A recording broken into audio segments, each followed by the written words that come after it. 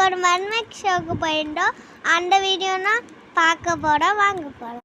அவங்க சூப்பராக மர்மேக் ட்ரெஸ் போட்டு ஸ்விம் பண்ணிட்டு இருந்தாங்க.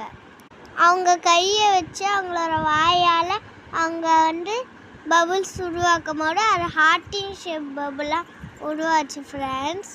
எனக்கு அவங்க ஹார்ட்டின் ஷேப் காட்டினாங்க, பாய் சொன்னாங்க. இதுதான் நான் ஃபஸ்ட் டைம் பார்க்குறேன். நீங்களே யார் மர்மேக் ஷோ பார்த்துருக்கீங்கன்னு எனக்கு கமெண்ட்ஸில் சொல்லுங்கள்.